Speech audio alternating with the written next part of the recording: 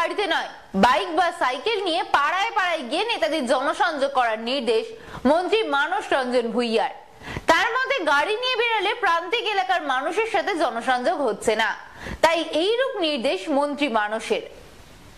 বর্তমান সময়ে নেতারা 4 চাকা গাড়ি নিয়ে ঘুরে বেড়াচ্ছেন, প্রান্তিক এলাকার মানুষের সাথে জনসংযোগ হচ্ছে না, তাই নেতাদের বলবো 4 চাকা গাড়ি ছেড়ে বাইক বা সাইকেল নিয়ে জনসংযোগ করুন। রবিবার তমলুক পূর্ব মেদিনীপুর জেলার পশ্চিমবঙ্গ রাজ্য সরকারি কর্মচারী ফেডারেশনের দ্বিতীয় সম্মেলনে উপস্থিত হয়ে এমনই মন্তব্য করেন পশ্চিমবঙ্গ রাজ্য সরকারি কর্মচারী ফেডারেশনের চেয়ারম্যান ভারপ্রাপ্ত মন্ত্রী মানস রঞ্জন ভূঁইয়া। এছাড়াও মানসবাবু এদিন ভূমি দপ্তর থেকে শুরু করে বেশ কয়েকটি দপ্তরের কাজে ক্ষোভ প্রকাশ করেন। দ্রুত সেই সমস্ত দপ্তরের বিরুদ্ধে ব্যবস্থা বা নজরদারি বাড়ানোর নির্দেশ দেন। এদিন মানসবাবু ছাড়াও উপস্থিত ছিলেন সংগঠন রাজ্য আহ্বায়ক প্রতাপ নায়েক, বিধায়ক তিলক কুমার চক্রবর্তী, জেলা পরিষদের সভাধিপতি উত্তম বাড়ি, হলদিয়া উন্নয়ন পর্ষদের চেয়ারম্যান জ্যোতির্ময় কর, পাঁশকুড়া পুরসভার প্রশাসক নন্দকুমার মিশ্র, শ্যামল পট্টনায়ক সহ অন্যান্যরা। এদিন মানসবাবু বলেন, পূর্ব মেদিনীপুর জেলার পশ্চিমবঙ্গ রাজ্য সরকারি কর্মচারী ফেডারেশনের প্রতিনিধিরা ঐক্যবদ্ধ হয়ে কাজ করলে বাংলায় বিরোধীরা যতই চেষ্টা করুক মমতা বন্দ্যোপাধ্যায়ের কিছু করতে পারবে না। কেন্দ্রীয় বঞ্চনার পরেও বাংলার মানুষের পাশে যেভাবে রাজ্যের মুখ্যমন্ত্রী রয়েছেন, তাতে করে মুখ্যমন্ত্রীর হাত শক্ত করতে আমাদের লড়াই করতেই হবে। উঁচু লেভেলের ব্যাপার। মানুষবাবু সন্দেশখালী নিয়ে কি বলবেন? কিছুই বলছি না, ওটা আইন শৃঙ্খলার ব্যাপার, আইন শৃঙ্খলা প্রশাসন দেখছে। বিএলআর অফিস বা আরো বেশ কয়েকটি দপ্তরে আলাদা করে নজর দেওয়া, মানে বিএলআর অফিসটা নজর দিতে হবে এই কারণে, ওখানে কিছু মহুরি তারা কাজে বিঘ্নতা ঘটাচ্ছে বিভিন্ন জায়গায়। ফলে যে দপ্তর, ভূমি দপ্তর, মাননীয় মুখ্যমন্ত্রী কৃষি জমির খাজনা মকুব করে দিয়েছেন, আপনারা জানেন মিউটেশনের টাকা মকুব করে দিয়েছেন, আপনারা জানেন কনভার্সনের টাকা মকুব করে দিয়েছেন, আপনারা জানেন খাজনা মকুব করে দিয়েছেন। সেখানেও শ্লথ গতিতে এই মহুরিদের কিছু আষ্টে পিষ্টে যারা ধরে রেখেছে ওখানগুলো, তাদের জন্য কিছু উৎপাদ হচ্ছে। আমি আমার ফেডারেশনের কর্মীদের বলেছি ওই দিকে নজর রাখুন, সাধারণ মানুষ, কৃষকরা যেন কষ্ট না পায়। দীর্ঘদিনের আপনি অভিজ্ঞ রাজনীতির মানুষ, আপনি দীর্ঘদিনের এরকমভাবে এমএলএ থেকেছেন, মন্ত্রী থেকেছেন, বলছিলেন যে নেতাদের কিরকমভাবে এখনকার দিনে চলা উচিত, বাইকে করে, মোটর বাইকে করে বা সাইকেলে করে।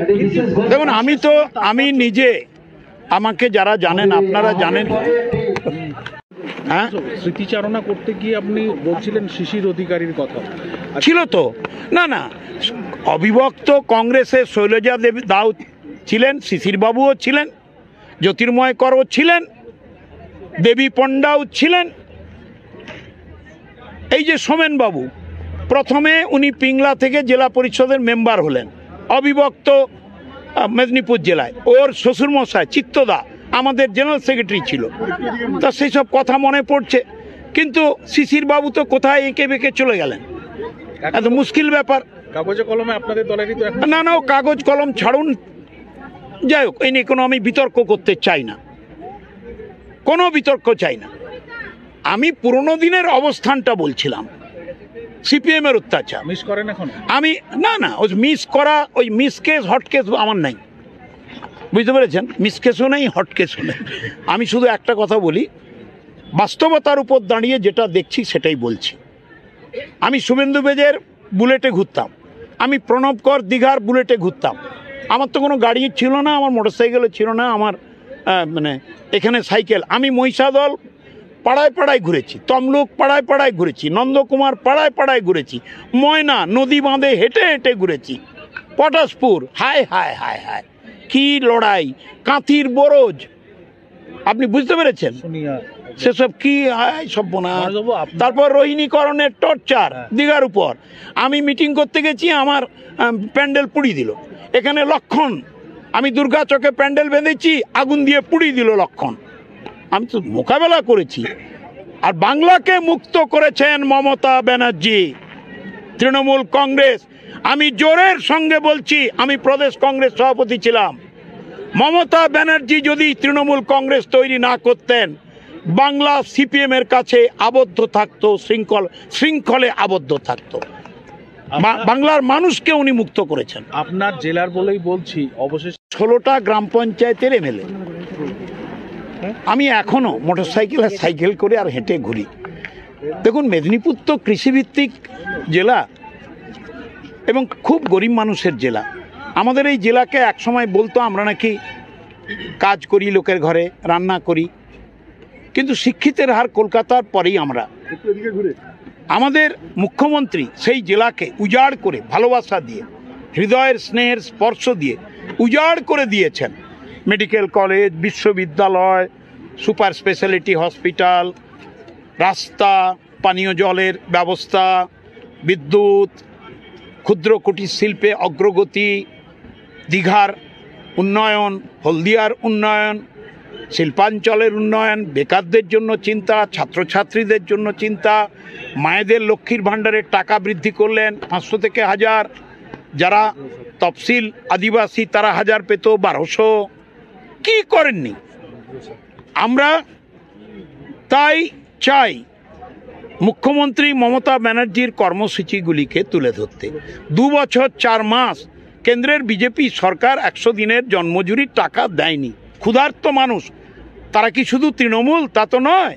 Trinamool, Congress, CPM, CPI, BJP, কে নয়? আমাদের নেতা অভিষেক বন্দ্যোপাধ্যায় আন্দোলন করেছেন, ধর্নায় বসেছেন, রাজভবনের সামনে বসেছেন, দিল্লিতে বসেছেন, মাননীয় মুখ্যমন্ত্রী ধর্নায় বসেছেন, এখনও ধর্না চলছে, কিন্তু দিল্লি বিভিন্ন অজুহাতে দিচ্ছে না। এটা রাজনৈতিক প্রতিশোধ। আমরা দেখলাম মুখ্যমন্ত্রী কত স্নেহময়ী, তিনি বাজেটে ডিক্লেয়ার করলেন 21শে ফেব্রুয়ারি প্রাপ্য টাকা জন্মজদুর ভাইদের 100 দিনের কাজের প্রত্যেকের ব্যাংক অ্যাকাউন্টে ঢুকবে। এবং তিনি আরও বলেছেন, এটা 21,10,000 মানুষ। তিনি আরও বলেছেন 11,36,000 দরিদ্র মানুষ তার বাড়ির উপর ছাদ পাচ্ছে না। 2 বছর 4 মাস, টাকাও বন্ধ। তিনি 1 মাস অপেক্ষা করবেন, যদি না দেন তিনি সে টাকাও জোগাড় করবেন এবং তিনি দেবেন। এই যে স্নেহময়ী মুখ্যমন্ত্রী, তার কথা আমরা যদি বাড়িতে বাড়িতে, পাড়ায় পাড়ায়, বুথে বুথে, গ্রামে গ্রামে, অঞ্চলে অঞ্চলে, ব্লকে ব্লকে, জেলায় চতুর্দিকে না বলি, তাহলে হবেটা কি করে? এটাই বলে।